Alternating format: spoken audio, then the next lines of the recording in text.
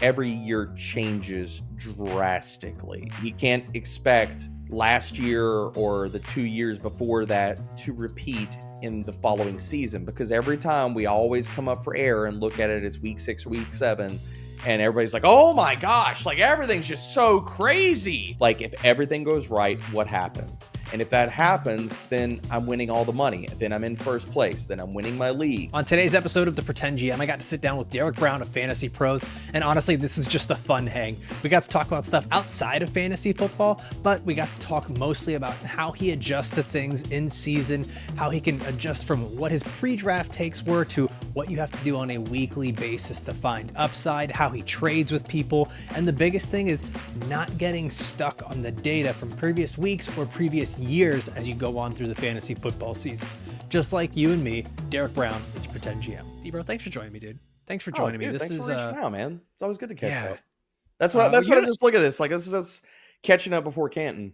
Yeah, man. Like, you and I don't get to talk enough, and every time I see you, it's just you have this, like, you're doing it right now. You have this infectious energy that it's so positive to be around. I mean, infectious in a good way. Like, it's so positive to be around you.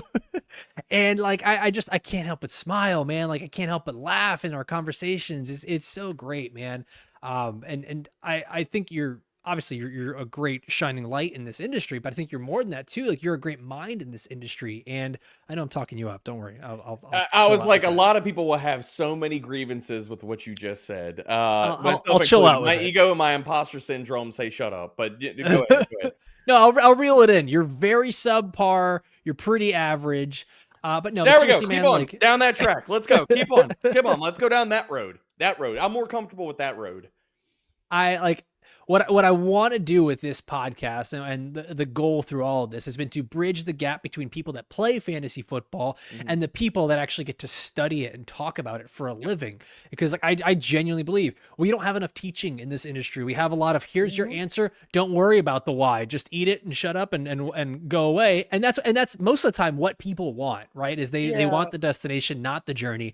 But I think there is some of that that's missing here, where we can lift the veil and be like, hey, this is how we talk about this. I emphatically agree, and that's one of the things, like, just from overall content standpoint, I feel like we are teaching people how to fish, so to speak, like in the sense of if we as a content industry can teach people, like, or at least like illuminate the things that we think are important or that are data backed, where it's like, these things are important, and here's the R squared, here's the data to prove. And am I running simulation? Am I running all the data? No, but like, I can point to other sharp people in the space and say, look, like, illuminating their work and say, look, this is what is tried and true. It's sticky, it's real. And whether that's something simple as fantasy points per game or some of your deeper metrics, like, it all sticks. So like, I fully agree with that. And that's one of the things that, like, I feel like has grown for me over the years. Like, I wasn't analytically driven, obviously, like, you know, a lot of people get into fantasy, they aren't. And the insertion of analytics more into the conversation, I feel like, is doing people a service in not only teaching fantasy and how to be better at fantasy, but honestly, just the NFL game, you know, because at the end of the day, we're all just talking football. Now, we centered around a game about a game, but we're still just talking football, dude.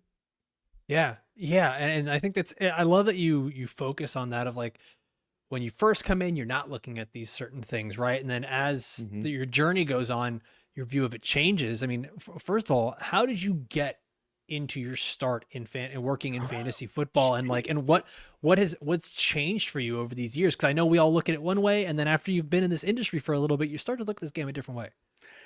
I mean, so do you want the Cliff Notes version? I know the younger version will not even know what Cliff Notes is, but do you want the condensed version of the walk of where the hell it's gone for me to get here?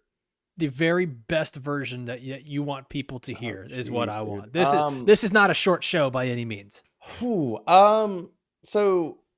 I got into fantasy. My brother-in-law got me into a league with a bunch of college friends and high school friends and stuff like that. So that started the journey of fantasy, and I got I'll just say it. I got super obsessed with it. It was a passion. It was a hobby, where I was just always in it, like looking forward to draft nights. We had family leagues. I still remember like watching fantasy football shows on NFL Network. You know what I mean? The Adam Ranks of the world, Fabiano, all those, Marcus Grant and stuff. Were Just the it, worst guys, honestly. oh, terrible, terrible. Just the worst. But no, I mean, and watching those shows and just getting deeper and deeper and deeper into it, and then we ended up moving for my job from Louisiana to Texas, and when we got over here, you know, you've like, I'll say you're blessed with a lot of extra time whenever you make a move to a place where you don't have like a support system, you don't have a lot of friends and family and things like that, and you're all of a sudden you're graced with all this extra time where it's like, I mean, we're not going to this, we're not doing this, we're not, you know, going over to so and so's house for dinner, whatever.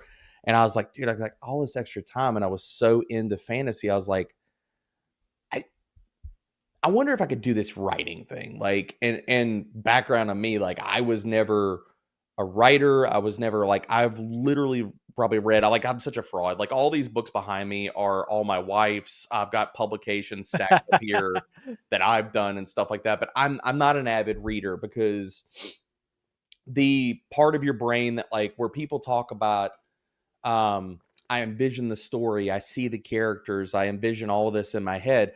I wasn't born with that wiring. Like I just see words on a page, it's incredibly boring to me, like I lose interest, like nothing happens. Like I'm the same. I'm the dude, same. I'm and an audiobook guy. I can't so do it I'm any other big into way. music. Music is my poetry, music is my literature, music is the thing that like when people talk about right, like when people talk about reading and being obsessed with books and stuff like that, I can understand that type of passion for something because that's how I am with music. So similar but different, but like going back to it, like I never thought I'd be a writer because like I mean literally I used to write school papers, like essays and everything else. I would literally take out a Cliff Notes book and it was just a bunch of BS. Like I would go find quotes that could support it, and I was good enough at BSing and stringing things together. Like I've only read one book cover to cover, and that's how I got by in English classes all the way growing up. And because I couldn't do it, dude. Like I'd sit down for like 25 minutes to read, and I was like falling asleep. It just did nothing to hold my attention. And we moved here, and I was like, man, I wonder if I could be a writer. Like, screw it, I'll just try this. Like, why not? Like, so I went to Best Buy, bought a cheap Chromebook, and DM'd a few people on Twitter that like I followed. The first two notable people were Michael Hoff and Anthony Servino. I sent both of them messages, and they got back to me, told me like, okay, this is what you could do to get into writing. This is who you could reach out to with. I mean, I still can't thank them enough to this day. Like I wouldn't, if they would have never replied to me, I don't know if I'd be sitting here having this conversation with you, Alfredo. Like, Yeah. you know, and that's just one of those things. It's like the kindness of others that impacts your life and leads you down other paths. Um, and so they got back to me, and so I reached out to Fantasy Pros, to Gridiron Experts, a few other places about like what would that look like, and started the journey of like writing a few articles. Like there's still an Instagram post of the first article that I wrote. I think it was like 2016, 2017, and Carson Palmer and Julius Thomas were in it, to date myself here. Yeah. But getting into that, and then just along the way, I was like, I loved it so freaking much. And I think one of the barriers to entry for a lot of people is just knowing where to find like statistics to either, you know, just to write with, you know, like what does that look like? Where do you find resources? And I think a lot of that's more easier to find now than it was 8 years ago. But trying to build that out, and I kept writing and writing, and I was basically like a mercenary for hire because I was like, look, like if I'm spending all the time on this now, like I was writing articles for free or $5, or you get paid per click or page view. And it's like, bro, like nobody knows who the heck I am. Like I'm not going to get paid by that. I was just doing it because I loved it.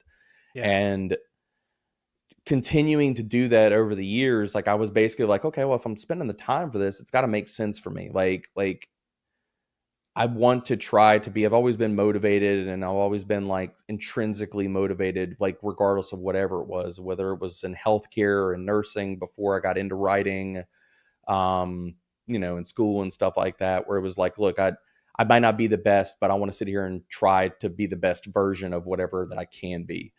And so a lot of that went over to writing, and I was like, look, like if I'm doing this, can I get this to where I'm making enough like side cash to, pay for Christmas presents for my kids, or can it be like another means to sit here and support my family, even if it's just like vacation, fun money, whatever. And that just kind of kept building and building. And then I got into the podcast realm, just like not because I at the site that I was writing for, my dude Willie Lovato, who's out there in the ether still selling draft kits, and beautiful human. Love that dude, like a brother. We still talk to this day. Um, Helped him run a website called Fantasy Football 24/7. Started doing, we got our podcast got picked up, which is now like, it's funny because whenever we messed with them, nobody knew who they were, but the Locked On Network, which now has like tons of like Yeah. teams and stuff like that, like fantastic structure, but we were like in its infancy. We did that for about a year, and just through all of this winding path, man, it's like I just kept working at it, and never thought that it was going to lead to an actual job where like, this is what I do. That's how I pay my bills, how I feed my family. I never thought that that was like a true reality until like I started um, applying for like a few jobs. Like applied for CBS, applied for NBC, got like to the final table on a lot of different calls, PFF, places like that. And I was like, man, this might be a reality. Like I might be able to do something with this. Um, Eventually landed with FTN, worked with them a number of years, and um, things kind of changed, and Fantasy Pros kind of had an opening, and I did an interview with them. I think I called Joe Pisapia on a Monday and said like, look, man, like uh, I'm kind of like contemplating some things and some stuff, and he was like, wait, you you might be looking for a change in venue. And I was like, I mean, I'm not ruling it out. That call happened on a Monday or Tuesday.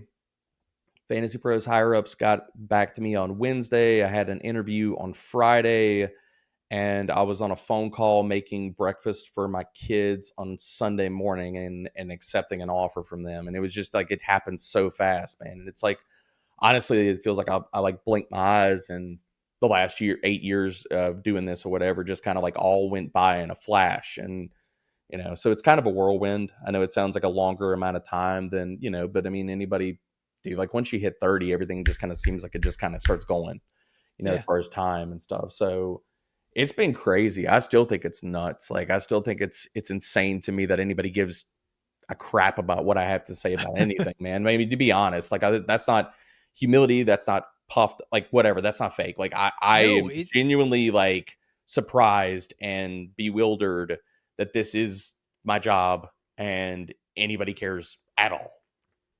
yeah. Dude, I think you really encapsulated how long it takes too, and how much work goes into it. Because I think Oh man. a lot of people don't know like everything that goes behind the scenes. And like, funny enough, Yeah. I shared I shared that experience with you, by the way, of like you going into Fantasy Pros, where I that exact same week I came on in what was like sort of like an audition, where I was reached out to of like, Mhm. hey, come out here, we want to see you on here. And like, I got to meet you, and I saw you got the job. I just to let you know, like, I didn't, obviously, but you and Erickson end up getting the job there at Fantasy Mhm. Pros. And the feedback for me was like, hey man, you're still a little green. You're still very new in the industry. I Mhm. had maybe been doing it for like 6 months, and I Yeah. was so disappointed. But then what I really needed to realize was like, dude, people don't get that in 6 months. Like, you don't get that opportunity to even Yeah. audition for something. So like, hearing that's one of the things that I've come to get that perspective of doing this show, talking with Chris Allen and how many years he did stuff, talking to you and Oh seeing yeah, like dude. all the things that you put yourself into, Chris and I were and where it leads. OGs, dude. Like we did dynasty shows on Yeah. DLF with him, and Adam Wilde as like guest spots. Like I remember recording those or prepping for them while I was like, I had a makeshift desk in our bedroom and stuff. I was podcasting like in a corner of our bedroom and stuff. It's wild, dude. But yeah, like the journey of this is so long, and people don't realize, like, I think there's some saying out there, things like, there's something to luck. Like there's the hard work that you put into it to get yourself ready for when like either making your Yeah, own way or luck the opportunity. is Yeah, is I'm sure you're gonna preparation come. meeting Yeah. opportunity. Yes, yes, yes. That's Yeah. it. Yeah. I was like, there's some kind of quote out there that ties all this together that I'm really gonna fumble the bag on. But like,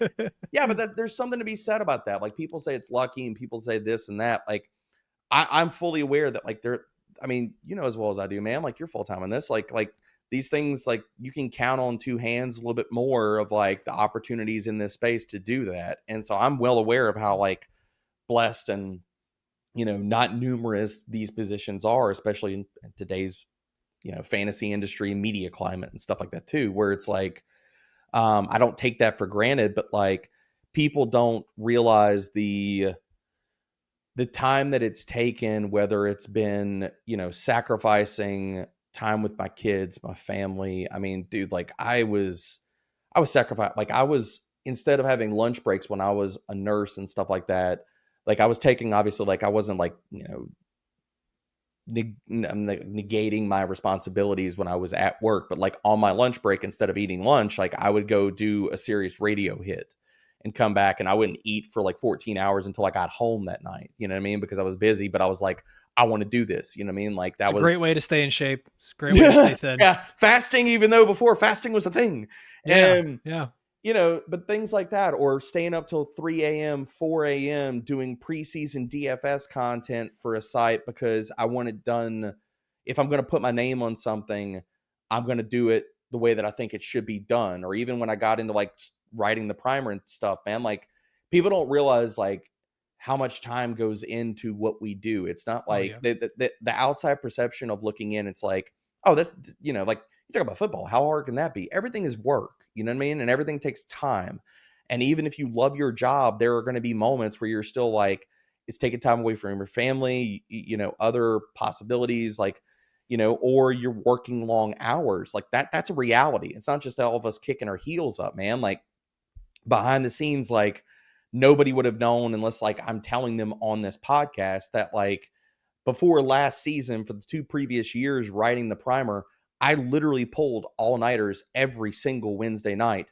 And so like I would not sleep all Wednesday night, write, get that into editors Thursday morning. So the article came out. I had a show, 2 shows, 1 or 2 shows on Thursday morning, would do those shows, then go to sleep for about 3 or 4 hours, or, by the time I got done, and then go get up and go pick up my kids. And I did that for 18 weeks straight for 2 years. And it's like, but people don't know that, it's like on the outside in, it's like people just love to like toss grenades at you. And they're like, oh, this is crap, blah, blah, blah. And it's like, dude, like when you say stuff like that, like fine, whatever, like we can all be keyboard warriors and stuff that makes you feel better. But it's like, at the same time, like people don't realize the work and the time that goes into stuff like that, Yeah, you're putting your heart and soul into it. And yeah. That is something like I've had the same thing where people say like, oh, well, it's the off season now, right? Like you must be just hanging out and doing things. And it's like, no, first of all, a lot of people that do this they're not even just doing the fantasy analysis side. Like they're doing other things behind the scenes that you don't even know about. Oh, dude, they're doing things throughout the off season. They're like, I was like videos. Your role, you wear so many hats for football guys. Like I know that you're on the back end doing a lot of different things. When I first got into FTN, like I was doing the analyst role. I was writing basically a version of the primer for FTN every single freaking week.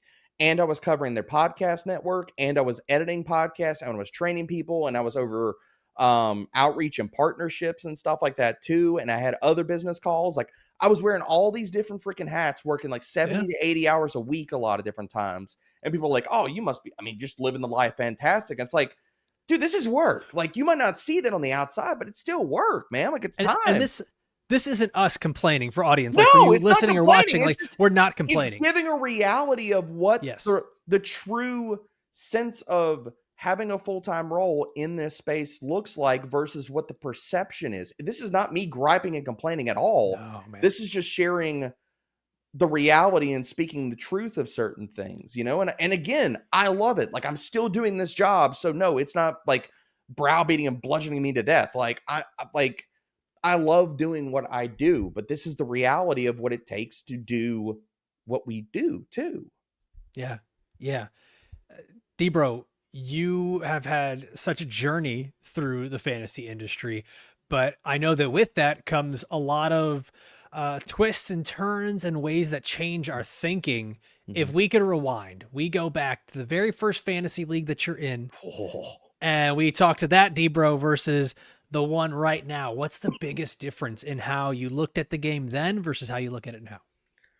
I think it all comes back that I kind of mentioned this earlier was like just the use of analytics and deeper metrics and things like that. Like my process with all of this has changed so much. And I'm not saying it was like vibes and things like that, but like, you know, I think how we analyzed the game and how I looked at the game then was more surface level. It was a lot of volume things. It was a lot of, fantasy points per game and things like that. Or, at that time, like I believed like a player could take off, like if it was like this or this or this. And like honestly, just a lot of like I didn't know what to look at, and I think starting it that way and then just getting deeper. But I think the conversation, I mean, correct me if I'm wrong with this, Alfredo. Like I think the conversation around fantasy has evolved over the last like Yeah, 10 years. Like so many things that are so centric to the NFL, whether that's like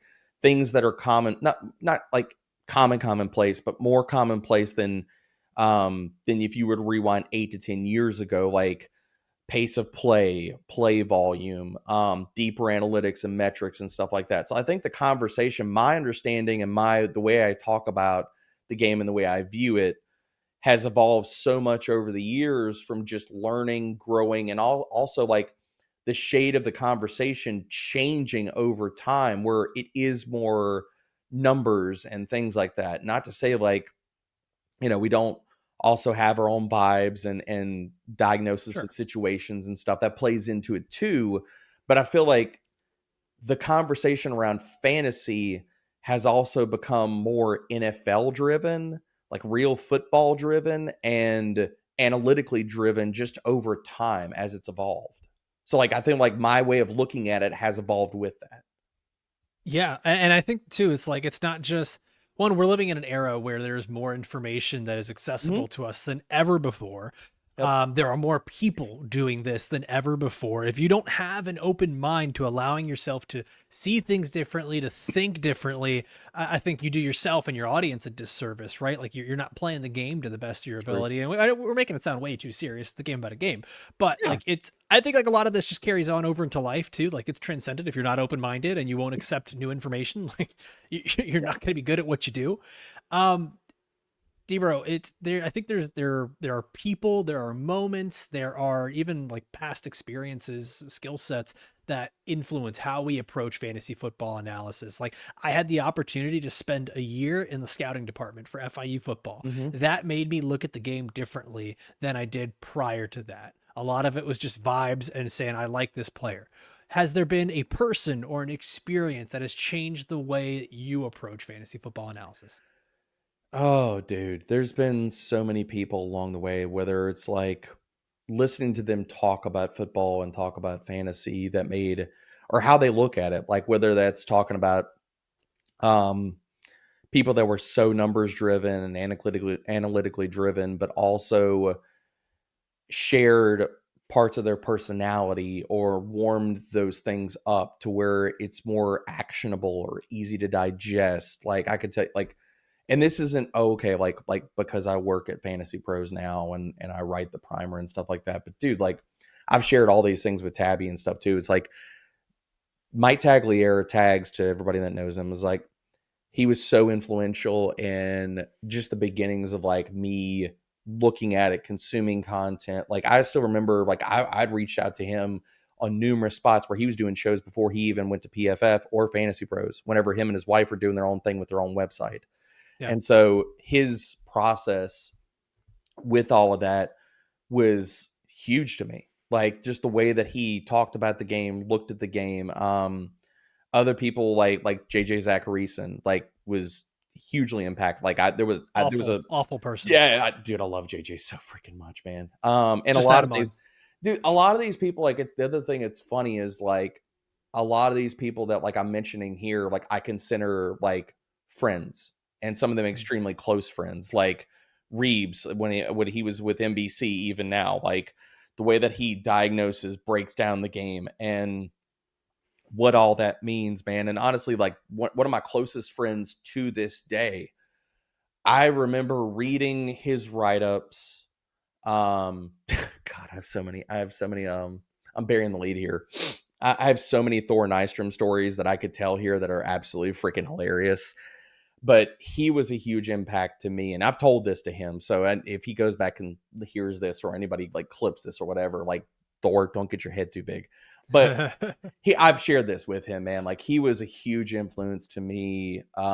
Reading his prospect write-ups and how he talked about players and the story he still continues to tell, and the way he does that with his writing, whether it's how he's setting up a story, whether the adjectives, the way that he describes all of this stuff and telling a story about a player's journey is just absolutely fantastic, man. So it's a lot of different parts and pieces, whether it's enjoying their content, the way that they discuss the game, numbers focused and driven, or building the narrative and telling a player's journey and story and the way that they do that. I mean, it's all shaped like where, like in my writing, like I call myself a meat and potatoes writer. Like I try to present information as best I can. I just try to be myself and the voice that I use, whether that's leaning into the sarcastic parts of my personality, dry humor, nerdiness, whatever it is, dude. But a lot of that comes to like the people that I've consumed content from, even at the very, very beginning, man. Like it all kind of, you take it in, you ingest it, and you figure out, is that something that like I think is important, and what version of me can I express something similar, not trying to copy somebody else, but Mm. deliver this like whatever information in the best way possible for me. Yeah. Yeah, and it's like we pick up so many things from people around us, and it's very much a community, right? Like I know that Mhm. term gets overused, but it is very much a community. No, It's it it's is. like it takes a village to to raise us, I guess, so to speak, right? Mhm. And I think that because these people, we pick up different skills, we learn different ways to look at this game. If we go back, we're still in that time machine, and we go back to baby Debro, who's playing fantasy football for the first time. If you have to go back to scratch and start over, what is the one skill or one facet of this game that you want to focus on learning first? Maybe there are people right now that are new to fantasy football and they're saying, okay, seems so overwhelming. What's the first thing that I want to know? I'd say it's kind of twofold for me. It's we get so centric in our takes where it's like this will happen in the absolution of it. One thing that has helped evolve my analysis over time is that understanding range of outcomes for players, and just how wide some of that looks like, and what that can look like, whether that's a team environment, like, and how I view certain players or certain teams. Because to reach the heights, when we say upside or things like that, it's like to reach the heights of, okay, well, he's wide receiver 15, but could he be wide receiver 3? It's like, when you look at certain situations, whether it's volume, plays, quarterback play, like all these different parts or pieces, context, Yeah.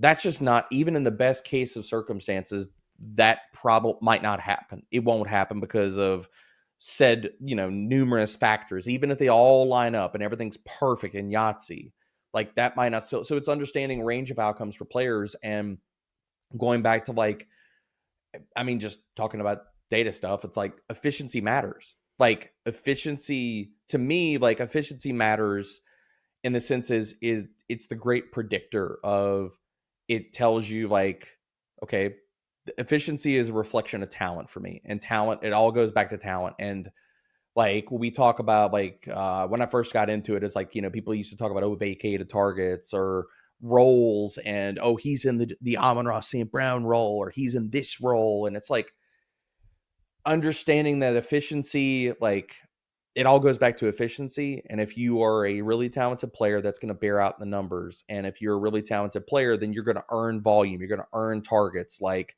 roles are defined by talent, which all of that goes back to you're probably most likely not going to be like a truly like inefficient player and produce at a crazy high level. Like that's just Yeah. not, that just Like, doesn't happen. Like the two things go hand in hand, where it's like, if you have talent, you're most likely an efficient player. If you're an efficient player, you're going to demand volume and targets and a high end role in an offense. And none of these things are gifted because of a coordinator or this guy throws two tight ends. Like all of those things are false narratives. It's like, I mean, come on, Alfredo. Like I'm old enough to remember when George Kittle can never be a thing because Kyle Shanahan didn't utilize tight ends in his offense, right, or right.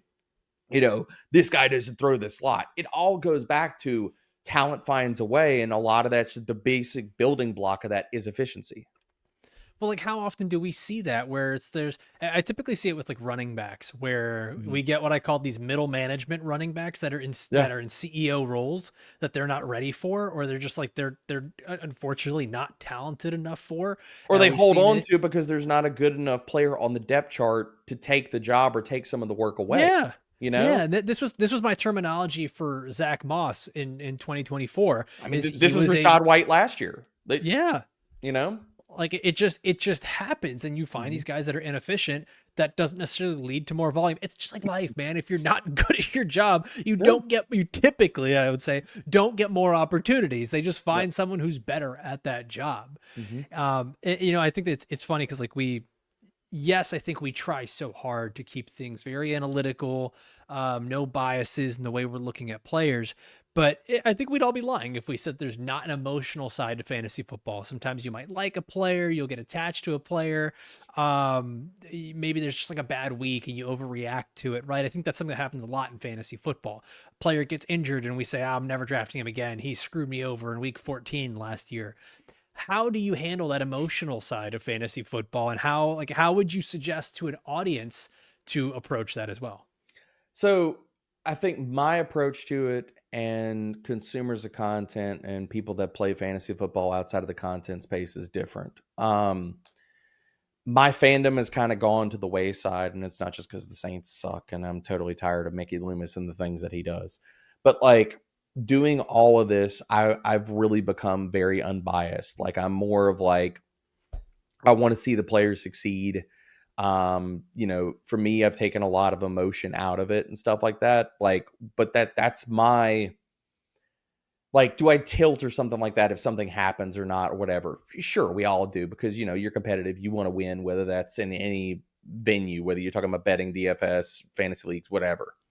But like for me, it's become where I'm not, the fandom's out of it. I'm more player centric and I'm more unbiased, and I want to see them all succeed. And some of that, like how I talk about the game, has changed because of all of that. So like, but like from the fantasy consumer standpoint, I mean, it's kind of a roller coaster, all of it throughout the season, whether it's off season, all these different things. I would say try to keep a level head, you know what I mean? Because all the players, like, this all comes down to like, look, like every year changes drastically. And it's kind of like you're injury prone until you're not. And Right. we can't expect last year or the 2 years before that to repeat in the following season, because every time we always come up for air and look at it, it's week 6 or week 7, and everybody's like, oh my gosh, like everything's just so crazy, like Every it's year, so every year we different than say what it. we thought. Like, so Every we have to be open to like to embracing the fact that there's a lot of what you know and a lot of what you don't know. And we're just trying to, it's kind of like when you go back to like an ethos of parenting, where it's like Mhm. there's so many things that you don't know. There, like somebody can present you a rule book of these are the right things to do with parenting, and day 2 you're throwing the rule book out the window. You're like, Right. no, that doesn't fit me. So the rules are different for everybody, but I'd say just keep a level head, man. You mentioned that, and it's funny because we have so many things that we get like this sunk cost fallacy of like, well, I drafted this player in the fifth Mhm. round, I got to hold on to him. It's like, well, no, they busted, man. Like, you're good, you can move on, Yep. right? Or like I've seen it too in trade talks where someone's like, well, this I drafted this guy in the third round. You think I'm trading him for this player who you picked up off the Yeah. waiver wire? And it's like, well, yeah, that player off the waiver wire is really good right now. The one thing you mentioned there in that answer was players are injury prone until they're not. Mhm. And I think that's something that we come across a lot. And even we've had so many medical experts say like there's no such thing as injury prone. Yeah. There are, however, players that may be more susceptible to injury because of the position they play, the style in which they play the Yeah. game, things like that. There's just stuff that we don't know. Like hearing Christian McCaffrey talk about like, oh, I was getting injured because I was lifting weights to look good, as opposed to now I'm doing more yoga and getting more flexible. And Yeah. it totally changed. And it did. And like he played a full 17 games. Then we get the whole Achilles thing. That's a different story. Yeah. But how do you factor stuff like that into your analysis when you're making roster decisions, picking up guys off the waiver wire, drafting players? Because there has to be a little bit of that balance there, right? Yeah, I mean, I think every situation, like you can't paint it with a broad brushstroke. I think every situation is different, whether it's context for a player's injury history. What does that look like? Like some things are fluky, you know what I mean? Like, dude got like I remember what was it? Hunter Henry had a lacerated kidney. It's like, but you're not going to project that kid Right. to the next year. You know what I mean? Things like that. Like where it's like certain injuries and things happen and stuff like that, where it's like this is an isolated, just bad luck incident. You know what I mean? It's the same thing as like if I were walking down the street and then tripped in a pothole and I freaking broke my ankle. You know what I mean? It's like, well, I mean, that's There's a probably big just difference between that and the guy that tears his ACL 3 out of yes, 4 years yes, yes, over and yes. over and over. You're Or saying, okay, somebody this is like probably a problem. or it's a specific like he's got a history of like a 4 or 5 year standing history of like missing time because of ankle issues or Mhm. hamstring issues or a chronic shoulder condition or whatever. So some of it's case by case and what does that look like? But the other part of it is like again nerdy me going back to the numbers, but it's are you seeing a decline in the numbers and you marry that with an injury history that is concerning and that leads me to like, okay, well, I'm probably going to be below consensus on that player because I'm worried about it. And some of this, honestly, too, man, is like now, again, you're talking about like we have so many smart people in the space doing injury analysis. And I think how injuries are discussed and the perception of injuries is very different. Not to like tangent us and stuff like that, but like, I think a lot of like just fantasy, like the fantasy conglomerate, like when a player's out for 2 to 3 weeks and then he comes back and it's like, oh, he should be a full go. He's right, like he's 100% stuff like that. I call that the Maddenization Yeah, of fantasy but that's football. real. Where the Yeah, reality of it is, it's like if you ever twisted your ankle, if you ever had an injury growing up playing sports at all, you know that like there's a difference of can I play and am I functional and can I do right. the things versus am I 100%? And so like I talk about this all the freaking time and then a lot of it like I have to kind of go with my gut on certain things or use my medical background and things like that with how I'm viewing certain things because like injury reports will lie in the NFL. We see that year after year after year.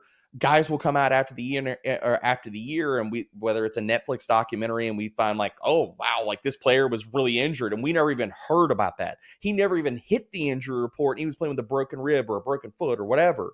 And it's like there's so many parts or pieces of that where we don't even know the true facts of it because it's underreported. Yeah. So a lot of that is there's a lot of context that goes with injuries and stuff like that. I'll say as a blanket statement, I don't fade players because of injuries.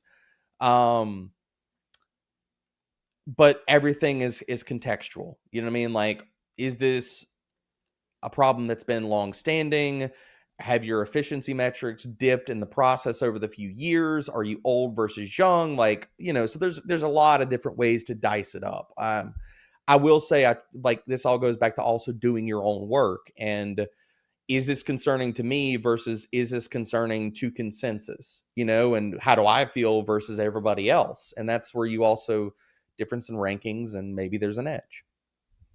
Yeah, man. To kind of piggyback on this is I think that when you're evaluating a lot of this stuff, doing your homework, you're trying to figure out, like you mentioned, this sliding scale of outcomes, right? Like, what is the range of outcomes? I think a lot of people, some maybe lean a little bit more into upside than others. But the common question I get so much from like my high school buddies, my college friends that I'm in home leagues with, they're like, hey, man, I'm drafting for another league.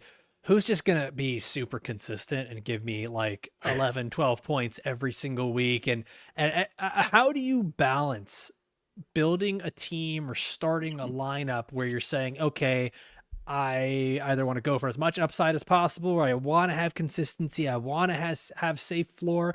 I find that has been the biggest disconnect between people who do this for a living and analyze fantasy football versus people who play it. They want to have the safe floor, consistent guy, and I always see from the analysis side, people are saying embrace that variance, embrace that upside. How do you view this? Upside wins championships, dude. Upside is what wins. Like it, and I'll also piggyback on this. Consistency is a fallacy. I think real like consistency in fantasy is truly a fallacy. And I'll say this, and I look at this, and this is how I approach just individual rankings on a weekly basis at Fantasy Pros too, where it's not just that my mindset is different than others, and people like think like I'm hot takey and things like that. I'm aggressive in some of my takes, but the way that I look at that is if you're ahead of consensus, if you're ahead of market, and if I'm right with my process, then this is what can define or change your league. Like shooting for that upside is what defines the league. Like every single year, we know that there are a handful of players that define the fantasy season for people. Whether that's at onesie positions, whether that's a bunch of different ways we could talk about that. But there are season and league defining players. And so I always lean with my aggressive mindset. And some of this, a lot of goes back to like DFS. It's like you have to shoot for upside. You have to shoot for not saying the less likely outcome, but the nuts outcome. Like if everything goes right, what happens? And if that happens, then I'm winning all the money. Then I'm in first place. Then I'm winning my league. And I say consistency is a fallacy because when you get down to the granular part of ranking guys on a weekly basis, let's just talk about the wide receiver position. How many times, just in general wide receiver production, okay, like outside of the top 8 to 12 wide receivers, because that's where people like talk about consistency. Well, if you're elite and you're drawing elite volume and you're producing, there's a reason you were a first or second round pick and stuff. Fine. Then you have a high floor because you are an elite player. For every other wide receiver after the top 12 or top 15, however you want to, where you want to draw that line, it is if you went to the weekly output of wide receivers, it is literally a roller coaster. Like guys are like, oh, wide receiver 1 week, wide receiver 40 the next week, and weekly scoring. Now, in the aggregate, does that all average out to like wide receiver 12 over a season? Sure, but we're all playing and living in the week to week. So Yeah. like my outside of the elites at certain positions, now again, I'm talking about wide receiver, running back is very different because it's a more volume driven. You have more consistent volume, so that floor and ceiling is a lot higher on a weekly basis. But the receiving positions, like even tight end and wide receiver, it's a roller coaster, dude. So like when you look at weekly performances, people are like, oh, that guy's not very consistent or he's boom bust. Dude, if you look at like the weekly performances, everybody outside of the true elites at wide receiver and tight end, and heck, sometimes even quarterback, that's true for every other position pretty much outside of running back. So in a lot of ways, outside of the elite players, consistency is a fallacy. Man, I love how you said that. I love how you said it. I can hear the passion in your voice But with I mean, it am too. I wrong, Because Alfredo? Like, tell no, me, like, no, am I wrong? Like, but you're people will totally right. say, people will look at certain ranks, and I've gotten hit up on Reddit and in comments and stuff like that, or even Discord, and it's like, how are you ranking this guy wide receiver like 25 or 27? Like, this guy is like a top 15 option. What do you do? Because He's going to get shadowed by Patrick Surtain. He's going to get wiped off the freaking map this week. Like, so yes, like, you need to understand that. Like, it's not saying don't start your studs, but like, is this guy really the stud that you think they are? And is the matchup going to absolutely tilt things where maybe you need to look at your other options and stuff? Whereas, like, just from a general ranking standpoint, oh, everybody else has been wide receiver 10. Like, okay, I'm not going to rank somebody at wide receiver 10 every single week or wide receiver 15 every single week if the matchups and the context around it, just besides like blind faith, is telling me to sit here and do that. Would you say that's probably the most common mistake that you see happening in fantasy football leagues, is people just shooting for consistency and safety as opposed to going for that upside, or is there maybe something else? I think one of the common mistakes of like people will have is not embracing what they haven't already seen and expecting last year's results to repeat. I already kind of touched on that, but like I've talked about this on numerous shows and stuff like that. I think expecting last year's results, and people are like, "Oh no, we know that situations change, blah blah blah." But dude, like every single year, we have the same conversations about it. Like last year, it was like, oh, if you're not ranking CMC as your RB1, then you're it's clickbait. This year, it's if you're not ranking Saquon Barkley as your RB1, it's clickbait. Like we see the turnover every single year. Almost every single year, there's a new wide receiver 1 overall. Almost every single year, there is a new RB1 overall. You are in a better spot, and there is more EV if you are expecting that change as opposed to expecting last year's results to carry over into this year. And people are like, I don't do that. Oh, really? So go check your comments. Like, oh, it's insanity to sit here and do this because this will happen. Or what, like, but yet by week 7 every year, we always talk about, oh, it's insane and so many things have changed. And yet we see so many things change and the RB1 does not repeat and the wide receiver 1 usually does not repeat. Like that's a reality. And yet Yeah. every single year, it's like we're fighting a lot of the same battles. And it's like, I can even prove point these things out like over time and tell you no RB1s repeated in back-to-back seasons and fantasy points per game since Todd Gurley in 2017 and 2018. And before him, I think it was Priest Holmes way back when. And so it's like, I could tell people that they're still like, yeah, but you should have Saquon as RB1. Seriously, like, come on, man. Like, what are you doing? Like, that's honestly what I think the biggest mistake they still hold true to last year. The way that things unfolded will be to a certain extent how things will unfold in the upcoming season. And that's just not how it ever usually goes. Man, and people will hold on to that notion throughout an entire preseason, right? Before we see Yep. football being played. Sometimes people will hold on to that sunk cost fallacy while we're watching football get played. But then it's usually you get a few weeks into the season, all of a sudden tones have changed, things have changed. Maybe I'm just using it as the example, but that Mm-hmm. Saquon Barkley RB1 overall, he has 4 down or average weeks.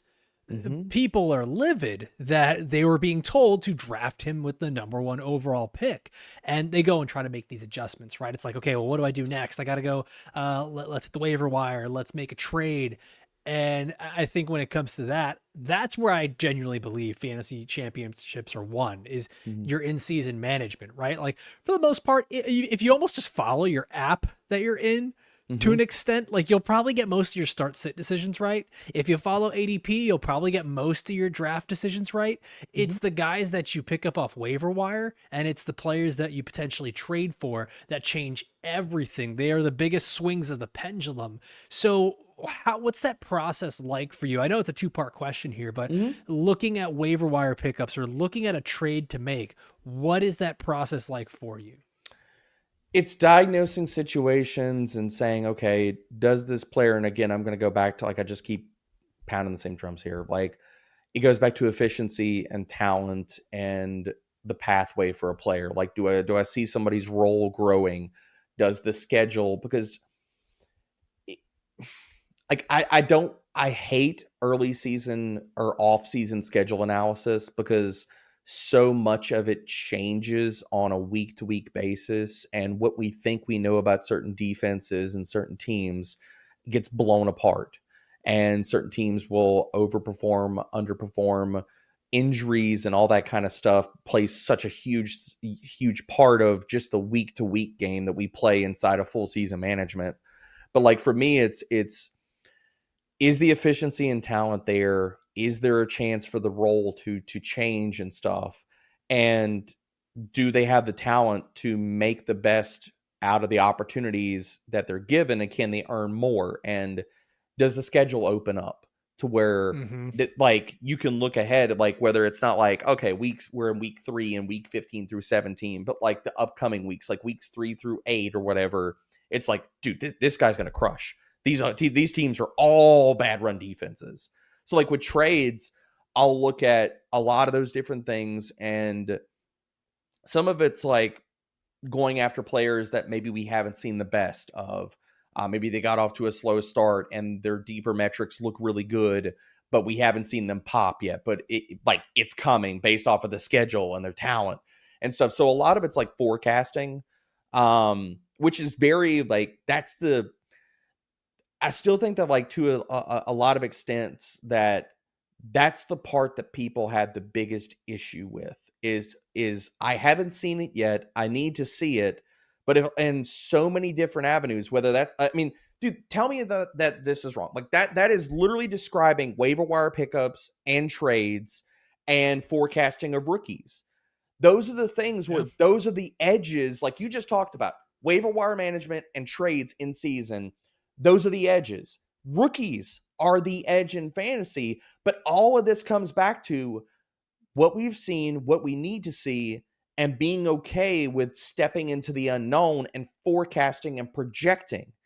And a lot of people still have a lot of problems. That's where the hesitancy is, because there's nothing to definitively tell you, yes, you're going to be right. Yes, this is going to pay off. And you're making calculated risks with all of that. But that's the edge. That's where comes in the edge of, if you're right, you win.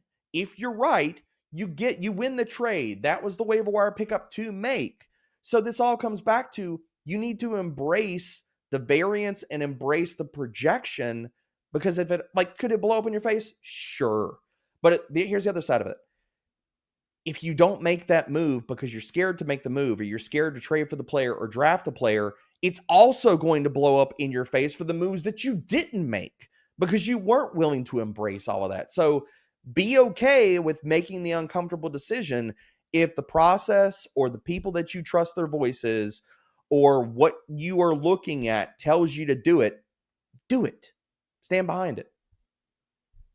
Man, I love the passion that you speak about this game with. I really do, because it's something where I think we're all looking for the skeleton key that like just solves fantasy football, Mhm. and that's not how this works. Like there is, like No, you've there's no one. said, there is no one general rule or one Mhm. general thing that solves it. But Debro, if I'm putting you on the spot and I'm saying, I need you to give me that one piece of advice to the audience, the thing that I'm going to put on the thumbnail with your beautiful shining face, what would that, let's call it the golden rule for Derek Brown, what would that be? Screw ADP. Get your guys. I ADP is a false construct. It's the result of groupthink. It is the result of consensus. If you're doing, and this is where I think that, and this is a me tooting my own horn, but like a lot of people will give me crap about I'm hot takey, or I'm just saying things just to be different. I'm just trusting the work that I'm doing with the numbers and the time that I'm spending on it and my certain process where it's leading me. But it all comes back to, if you're doing that work, then trust the work that you're doing. Like, trust your process, trust the people that you trust their voices and their analysis.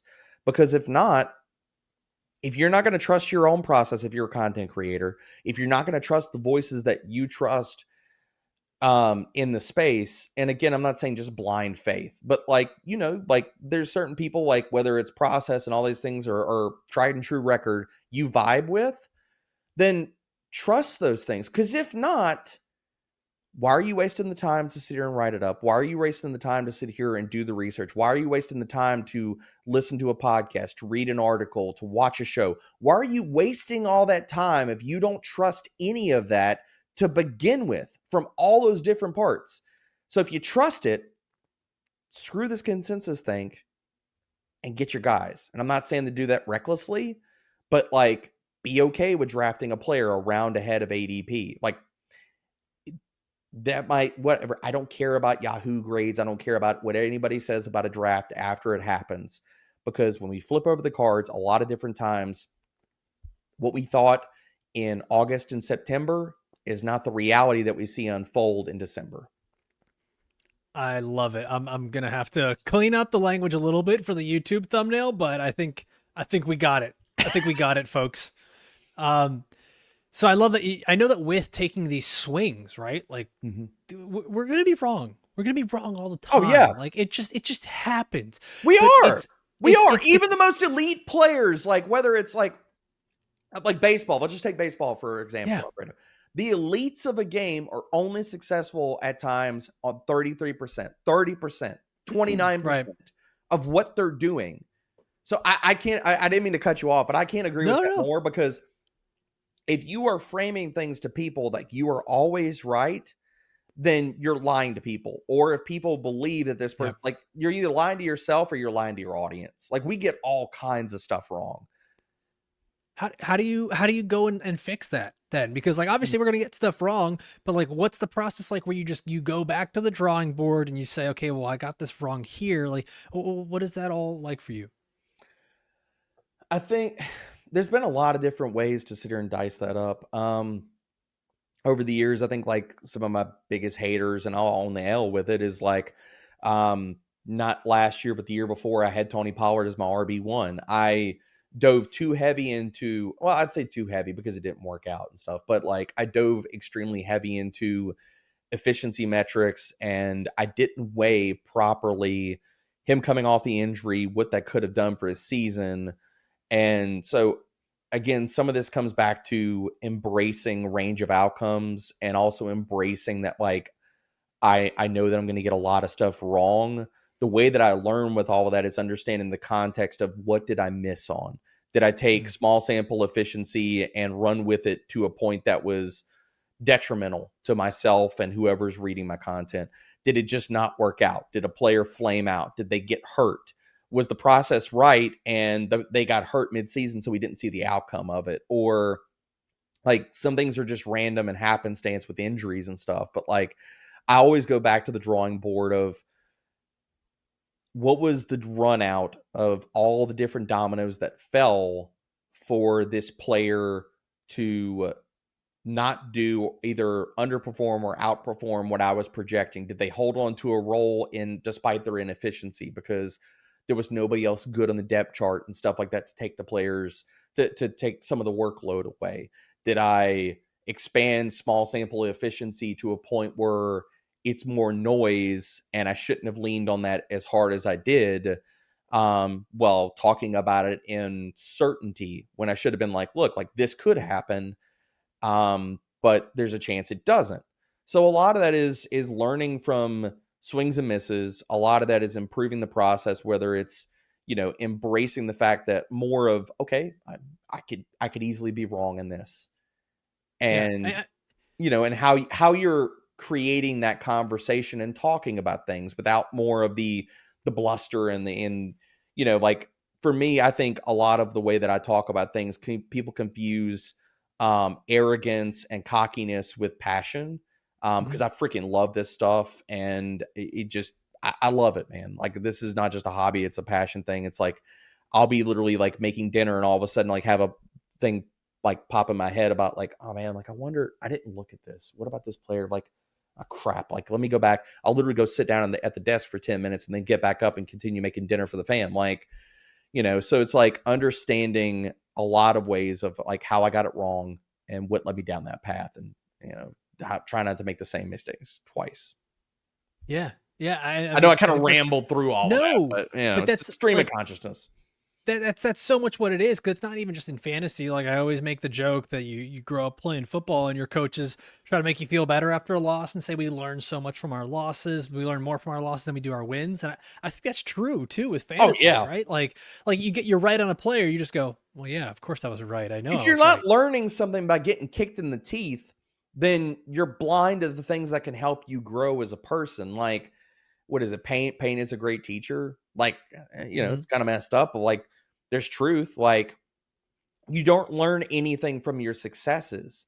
You learn from the things that, like, you were talking about, like, with everything with fantasy pros and applying for the job and stuff like that, Yeah. dude. Like, getting turned away. I got turned away by NBC twice. I got turned away by CBS, and learning from those moments, and instead of letting it define who I was and what the rest of my story looked like, trying to get better and trying to continue to evolve and add skills and tools to the belt and things like that.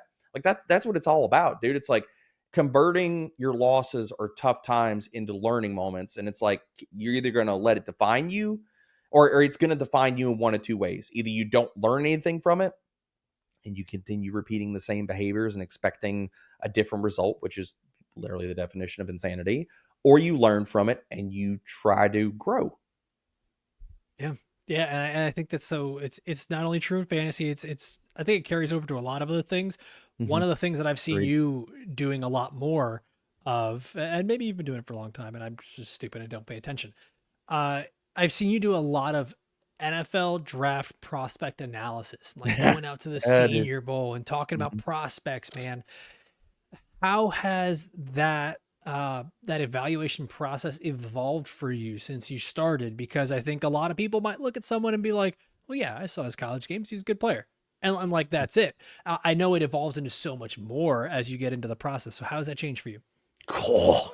Dude, it's night and day. I mean, Yeah. with your scouting background and stuff, like, I mean, it's just when you start doing something like that, like, again, embracing all the things that you don't know. And dude, there's so much, like, football wise, that, like, I could spend years trying to learn and still not knowing it. Like, so it's having an understanding of what do I not know, what do I know, and trying to not only learn but stay within the lines, like stay within the constructs of, like, what, like, I'm not going to tell you, like, are they playing cover two, rolling, like, like, I'm not going to go deep into coverages and watching film and stuff like that, because, like, dude, like, it's just like, no.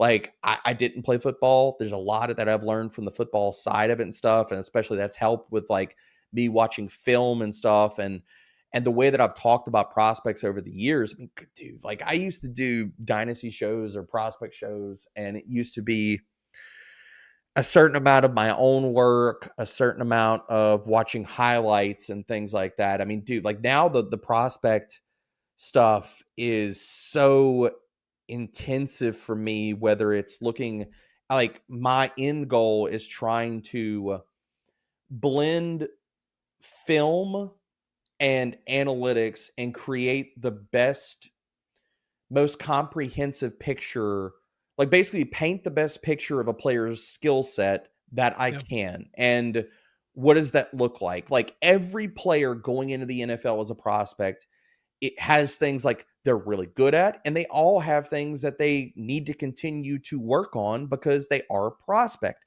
They are a young player, and that's just, well, that's part of being human. Like, we all have crap we have to work Hmm. on to continue to get better. Whether, and it doesn't matter what job you're talking about or specialty you're talking about. And so, like, when watching players and stuff, like, the analytics that I use and look at now are, I mean, it's such a big part of my process, how I look at that. Like, I'm not a model guy, so a lot of it is looking at certain statistics that are sticky over time. And I'll look at, skill, like, subsets of players, like whether it's and hit my minimums and where they rank amongst these subsets, and looking at all the different types of analytics and blending all of that, because you'll see the things that you see on film a lot of times, not always, because numbers can lie to you. Whether it's broken plays, blown coverages. Like, I remember so much of, like, when I was when we were in the Traylon Burks prospecting cycle. And I Oof. was like, dude, I am not in on this guy. Like, Nope. his numbers are fantastic, but if you watch the film, there are so many instances of like, there is a large swath of his production is simply based upon like, he was wide open. There was a blown coverage. The safety didn't give help over the top where he should have. The corner dropped off, and the dude's literally wide open 55 yards down the field. And this happens multiple times and accounts for like 200 receiving yards of his season. So his numbers are very, very faulty. I think I know the exact play you're talking Oh, about too. dude, I think it was like versus I forget. Oh god, like I there. But again, it's going through and trying to get the context that you can find in film and marry that with the numbers and saying some of these things are true and build the most complete picture you can of a player. Whereas, like, dude, when I first started prospecting, like, I didn't look at deeper analytics. I wasn't watching all 22. And now I will not write up if I cannot find enough all 22 for a player, and I'm talking like 5 to 6 games, like usually at minimum.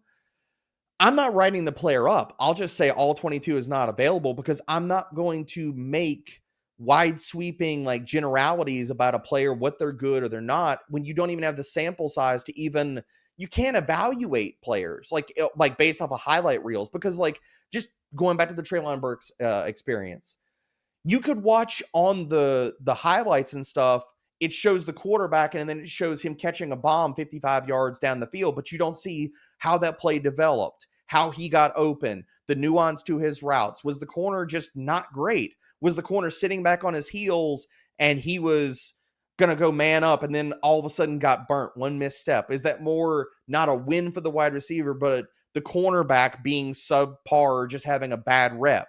You know, so like all of that context is missing if you cannot watch all 22. You cannot evaluate running backs, wide receivers, tight ends, or quarterbacks. You cannot evaluate any of these positions truly unless you even have that resource at your disposal. So a lot of this, like, it is night and day how I look at players, how I talk about players, and it's just changed, man. And some of the like boots on the ground stuff, why I love the Senior Bowl and I love the combine Got to so get out there, freaking man. much, man. And you know this from doing your work as a scout at FIU. When you meet players too, it changes the context of how you evaluate a player to an extent too, and how you look at their game and talk about their game. And I'm so much more 100%. respectful when I talk about players now than like when I first got into this industry, because and this is kind of side tangenting, not just, this isn't so much process, but just like one of my pet peeves about stuff is, at the end of the day, we're all people, we're all humans, and people read what you say and people hear what you say. And we all need to understand that. Like, if you get upset when somebody trashes you online, and again, this is all just going to how my approach to prospects has changed.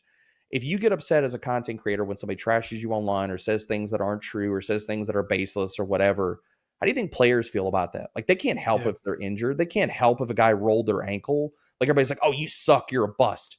You're hurt all freaking year and stuff. Do you think any player really wants to be hurt? Do you think anybody wants to be collecting a game check, even though they get paid tons of money? Anybody wants to be just feeling like they're eating off a system and they're not contributing to their team, to their family, to their job and stuff like that? Nope, nobody wants Right. to do that, dude. We forget the humanity all the time. We Yes, it forget the gets thrown out humanity the in this. window, and it shouldn't be. Like, it should be at the core of how you're talking about players and discussing things. Like, you could say you're down on a prospect, or you could say, here are the areas. That's why, like, I don't talk about the things that players are bad at. Those are areas of growth or things that they can get better at in their game, and framing it in that way, because yeah, again, we're all trying to get better at different parts of life, whether that's talking about a game, how we talk about a game, or any other thing in between in their job or life as a person, and discussing that thing in a respectful manner. You can talk about how you're down on a guy's skill set or a player and not do it in a manner which, like, is just crap, dude. It's just like the way and the tone and the way that you're discussing things is horrible, because if you heard somebody talked about you or one of your loved ones in the same manner, how would you feel? Right. Right. And like you mentioned here, it's one of those things where the human aspect of this gets so lost because so Yeah. much of what we do is in an app or on a computer. It's in spreadsheets, it's watching games, it's stuff that you don't really experience that human element of it anymore. And Or players something are that discussed as commodities. Like I am one of the biggest, like assets. I freaking, it just, it makes my skin crawl, Alfredo, when people talk about, oh, I've got shares of a player. Don't, Yeah. don't say that. Just don't say that. Yeah. I Yeah. just can't. I can't. Yeah, man. One of my favorite ways, and I think this is a good segue into it. It's like one of my favorite ways to connect with the humanity of what we actually do is to talk to the people that play it. And like doing this in this interview is great because I get to talk to you, and I really only get to see you like once or twice a year, maybe. Oh, because we go back So to, into our content caves, dude. It yeah, come up yeah. for air in January. So like one of the things I want to do here is we've got some audience questions for you Oh that dear. people want to ask you some stuff. So yeah. I got Did you see Dave's response, by the way, before we get this summer? yeah. Did you Yeah, actually have a show before this? Was that real we or was he did. just trolling? Okay. No, we actually did. We actually, the thing is that I he love it. messed up too. He messed up too because he said that we were I supposed to love it, dude. record at 9 a.m. Eastern, which he actually meant to say 9 a.m. Mountain Time. And like we were just all messed up. Well, So I was Mountain like, all Time's right, not man, real. We all know that, right? Like everyone knows that's not that. a real time zone. It's not a Nobody thing. actually lives in Mountain Time. Sorry to everyone in Mountain Time right now. That's the thumbs down are pouring in. All right, let's get to this question here from Jeremy, who is the fantasy football Reddit moderator, who I'm a bit Oh, I consistent. love Jeremy, man. We do Has so had many a AMAs with them every single year. It's always a good experience, man. Jeremy's been the Fantastic. biggest supporter of this show, man. He's had a question for basically every single episode. That's lovely, man. And his question here is broadly, where does the fantasy industry go from here? How do analysts Hmm. continue to improve their accuracy and insights while serving the average fantasy gamer and navigate AI coming into the space? I think there's so much that AI can help us with, but again, it's still an aggregating tool, and it's still an efficiency. It, it's a tool in the tool belt, but it can't be your only tool in the tool belt. And I think one of the things that, whether this is talking about just brands and stuff like that, that gets lost in translation or it's missing and stuff, is the human element, and context and the ability to suss out things. What leads to all of our, I'm not saying the gut instinct, but the ingesting of information and regurgitating what our thoughts are and how that can influence ADP and players and just looking at that forecasting. So like that's one of the things where I think the human element is really immensely important versus AI, where AI is a wonderful tool and it can help with your work, your research. There's so many things we've implemented as a company on Fantasy Pros, from Coach AI and Draft Wizard and things like that, in additions that can help people and be a great resource, but it can't be the only resource that you lean on.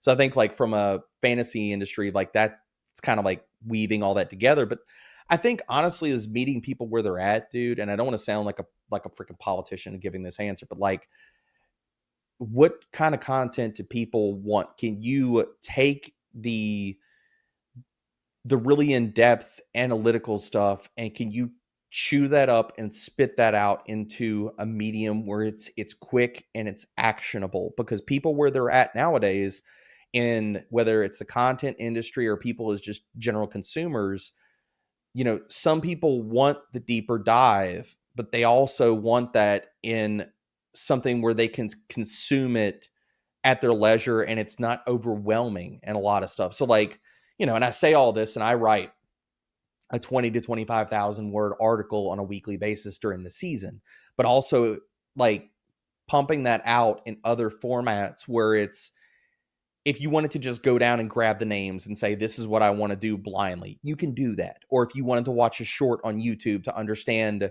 my 600 word thesis on a player in 30 seconds. So a lot of this is offering people a lot of different ways to consume content that's best for them and continuing to tweak Mm, that to where it's more shorts or more quick hitting things, so it's a lot of just being variable. And I think in this kind of climate where you have so many different attention spans and approaches to this game about a game, where people just do want names to read, know who they're drafting, or quick tidbits, and making sure that you're covering all those different bases. I guess it all comes back to versatility and how you're presenting content and how you're talking about players. Yeah, I love that answer. That's I've heard good, bad, indifference towards the AI thing. Um, I think you're the first person that's really put it into the context of we're just giving people more options for what they want, Yeah. right? Like You're just of trying to add ways more that they, tools to the belt, man. Like, that's what yeah, we're all here. If we're teaching, then how can I best serve people? And this all comes back to, like, I'm a big proponent of, like, all jobs and all walks come back to providing value. Like, you mhm, have that job you have, and I have the job I have, because in one way, shape, form, or fashion, we're providing value to the companies we work for. We're providing value to the people that take in our content, watch, read, listen, hear, however. And how can you best do that? And again, meet people where they are and how they want to consume yeah. I mean, I'll let you know when I start bringing in value to anywhere, but I get what you're saying. I get what you're saying, man. Next question on here comes from Smokey Nelson Oh, over on. this ought to be interesting. He Oh, wants to geez. know. He wants to know what's the beard product and the Oh, regimen that you follow. jeez, man. So I have a beard conditioner I use every single time I'm in the shower and stuff. I also have like a not So a wax. that's an every shower That's use. in every shower. That's in every Okay, shower okay. I'm use. writing this down for when I grow Uh, mine out. there's also uh not like a wax or whatever, but it's like a conditioner and stuff like that. So I'm trying to remember the company. Bearded No for free Life, ads. something No like free that. ads. That's okay. No. So We I'm don't say using their that. name until they're a sponsor. There you go. So I use there's a beard conditioner I use in the shower. There's also not like a pomade, but like kind of like a beard oil thing that I use afterwards. You got to have a good brush or a comb, man. Like you have to, because if not, you got flyaways, you got all kinds of problems. That's why, like, I either got a brush or I got a comb in the office every single time. And half the time, my problem on shows is I look down and I'm like, oh, good lord, what the heck is going on here, man? Like, I need to do some things. Like, I literally put out there was a clip put out of me yesterday, and I watched it and I was like, oh geez, I need to like clean this thing up, man. Pull out the clippers. But no, there's a lot more. I think that people assume, like, just because I don't have hair up here, that like this doesn't require any maintenance. This requires more maintenance than even up here when it did.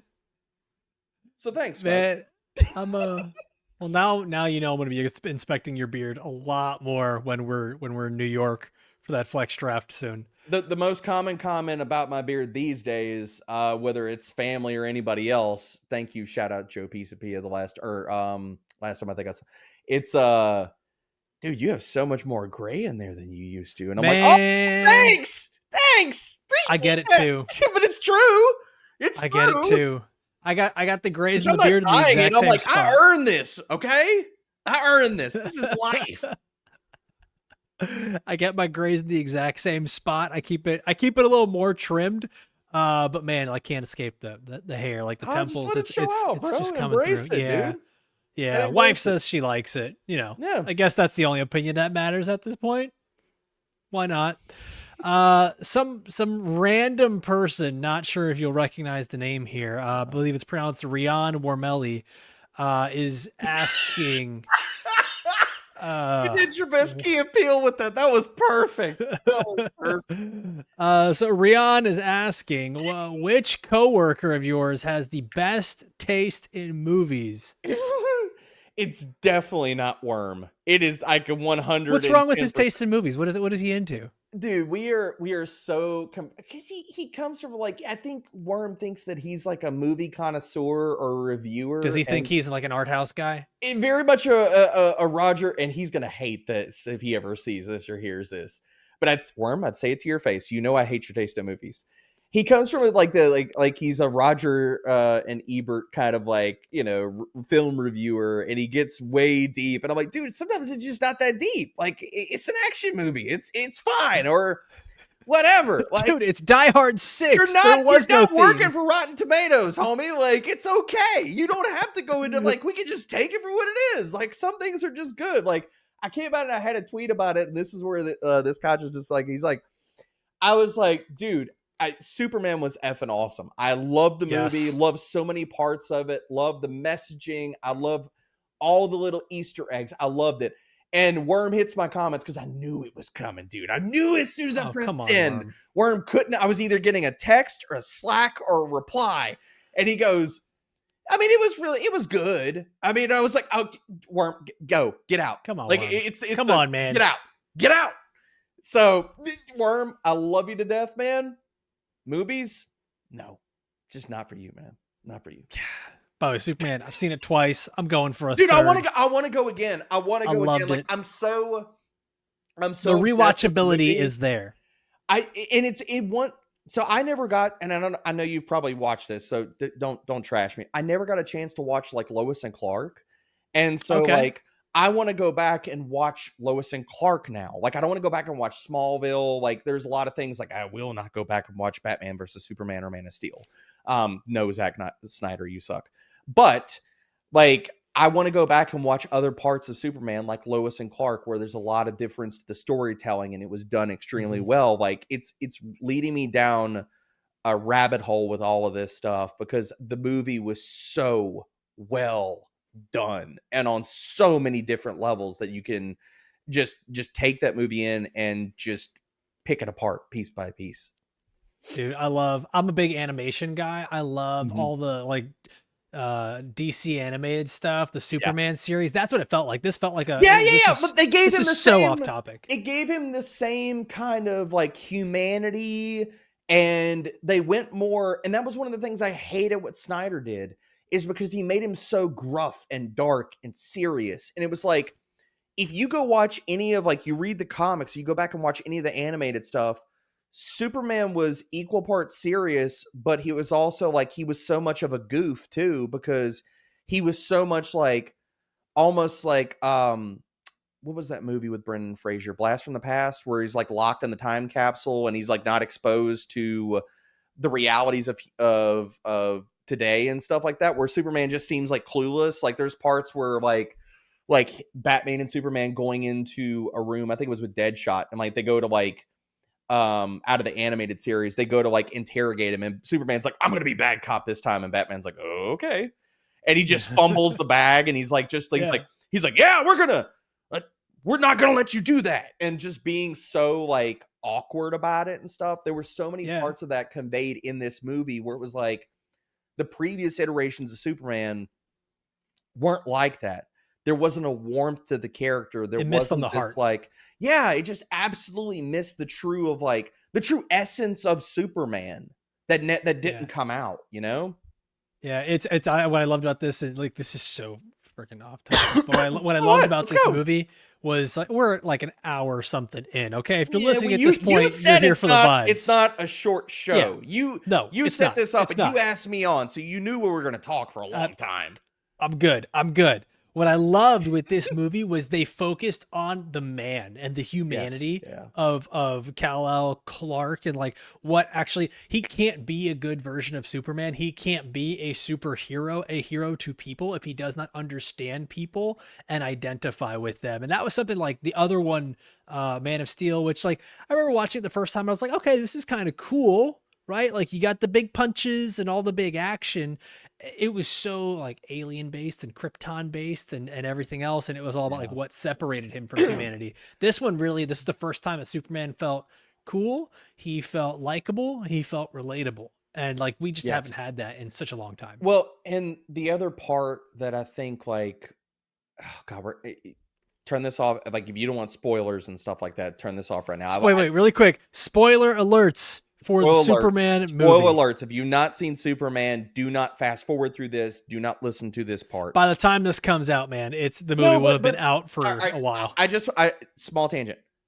I hate spoilers. I cannot. There is a reason why, and I will own this. While LaShawn McCoy will always be blocked on every social media platform that I have, I cannot deal with the debaggery of ruining movies for Yep. anybody, Yep. especially when you've watched a franchise over years and years and years and you are ingrained into a storyline. That's like telling to somebody like the ending of their favorite book. Like, come on, man. Like, that's a certain type of evil. Like, I know we're talking about movies and stuff like that, but that's just being a jerk.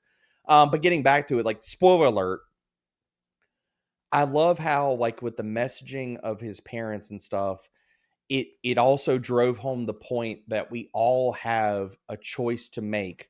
Your Yes. parents, your circumstances, all these things do not define who you are as a person, and your goals and your hopes and your drive and why you do the things that you do. Those things are all intrinsic.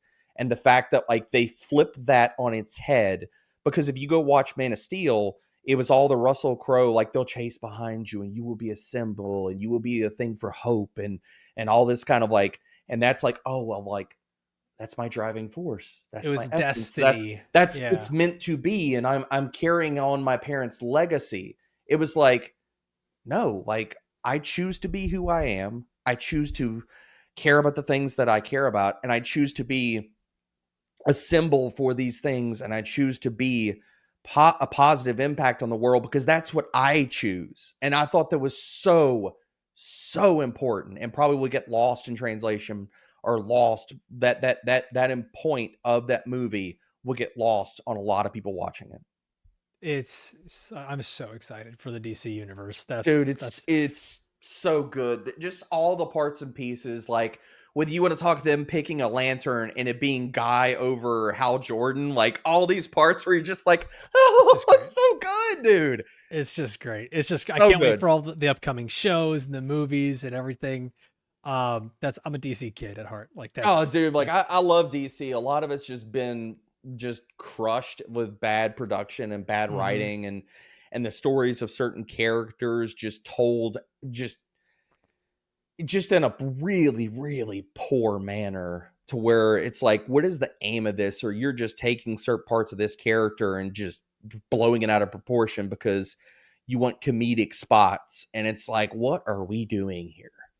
My buddy, you know Jagger May, like he said, like a Oh, I lot love of what Jagger. happened with Zack Snyder is like Zack Snyder tries to make cool movies. He sort of makes the Monster Energy drink of hero movies, Yes, where it's like it true. appeals to a certain crowd, that it looks cool and it's got like a certain camera flash He's to trying to it. turn But everything into 300. It's like yeah, Superman, but 300 style. yeah, Like, yeah, dude, yeah. it's almost like the try too hard. Like, dude, you're just trying too hard. Like, it's not that deep. Like, just tell the story.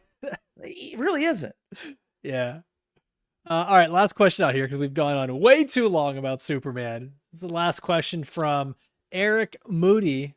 Eric Oh, Moody over at ESPN. I love Moody. It's Moody's one of my our favorite guy. people. He is saying, please ask Derek if he'd be open for getting together for lunch before the start of the NFL season. I'll text Moody as soon as we get off of here. Moody and I have not kept up nearly as much as I would like. That's one of the great things about being the DFW area. There's so many people that live close to here. That if we all weren't all in our, I mean, dude, because we all have our own daily lives. Whether, because I know Eric's got young kids too. It's like the kids, the job, the everything and stuff, where you just, like, you kind of get swept up and stuff. Moody and I are going to have to go get, last time we met up, we had beers and barbecue and stuff like that at a local BBQ place close to my house. So no, I'm going to have to text Moody as soon as I get off of here and be like, all right, man, you call down the thunder. When are we meeting up for food? Well, I'm excited, dude, because we're gonna meet up really soon in New York, and by the time this Oh, airs, you're it'll meeting have at already Flex? happened. You're at Yeah, Flex? man. Let's Yeah, go. dude. Let's go, dude. Did you just got forget? home. I saw you like 2 years ago in Flex, and last year Dude, too, right? you Did you make go last year? you make a lot. No, okay, so I didn't go last year because a long Okay, I was story about that to say I really didn't make an impression. long Damn. story that I will condense really quickly. I got screwed over on my flight. The plane left. I didn't leave. Well, no, my plane didn't leave, but my bag somehow made it to Newark. But I didn't. So thank you, American Airlines. But no, I was stuck at the airport for 14 hours, dude, waiting. Like I kept getting delayed and delayed and delayed, Oh and then my they God. canceled all Oh, the I remember flights. hearing about that. And Yeah, Joe was I telling was me. on the phone with Joe and Seeley, and I'm like, well, dude, I could fly in like tomorrow, but it's not gonna be because I was supposed to fly in like Friday. I was like, I could fly in tomorrow, but I'm gonna totally miss the draft. It's pointless for me to even come up there now because of one, like, dude, like the flights for the next morning were like $1,500 or something. I was like, well, that's ridiculous. I'm Sheesh. not doing that. Okay. Like, why don't you just tell me you don't have a flight available for me? Yeah. Because that's Yeah. ridiculous. And so yeah, it was a lot of flight stuff. So no, I didn't make it to Flex last year. I was drafting at home instead of in person in NYC. But you weren't there the year before, were you? Or were you? And I'm Yeah. just okay. Yeah. Then Yeah. maybe I So was a this few is too going to many be year consoles. 3 for me. That was my first year going Okay. up there.